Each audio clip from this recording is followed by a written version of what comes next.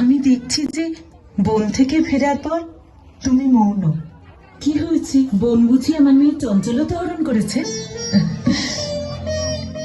না মা, কারোর সাথে দেখা করতে কথা বলতে মনই চাইছে না। তার মানে তুমি এই কারণে নিরাশ হয়েছো যে শিকারে বিফল হয়েছো আর বন থেকে খালি হাতে ফিরতে হয়েছে?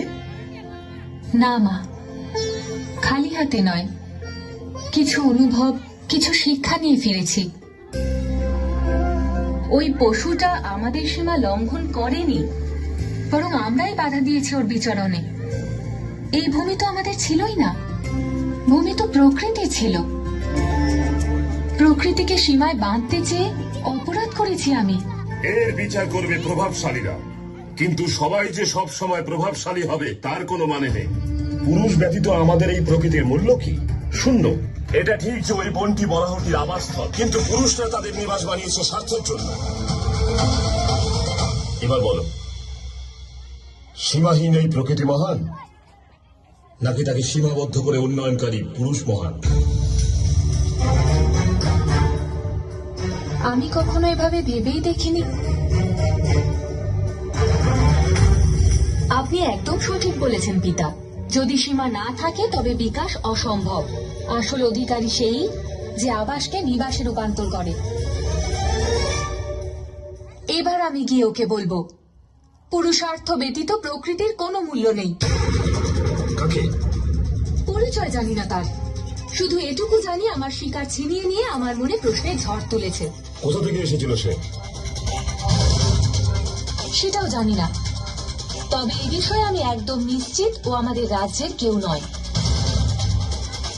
বৈরাগী ছিল, তবে কথার ভান্ডার ছিল তার মধ্যে। একাকী ছিল, কিন্তু মনে হলো সমগ্র সংসারের সাথে সম্পর্ক আছে। সে বলল সে ভূমিতে থাকে না, সে স্বয়ং ভূমি। সে বলল সে পথ নির্বাচন করে না, পথ স্বয়ং আমায় নির্বাচন করে।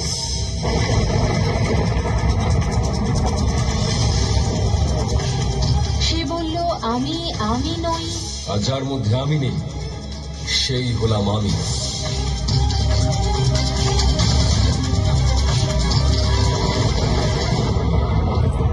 সেই আমায় বনে অগ্নির হাত থেকে রক্ষা করেছিল পিতা।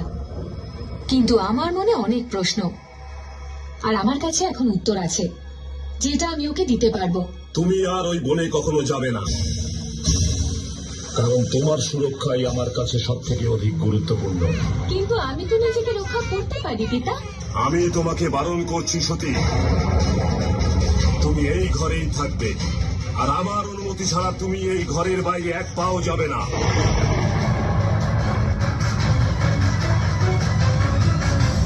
কিন্তু এর আগে তো কোনো জায়গায় যেতে আপনি আমায় বাধা দেননি পিতা, তাহলে আজ এই বন্ধন কেন? সীমা সবসময় সুরক্ষার জন্যই তৈরি হয় না, কখনো কখনো তা আমাদের এমন পথে নিয়ে যাওয়া থেকে আটকায় যা আমাদের জীবনের পথই বদলে দেয়।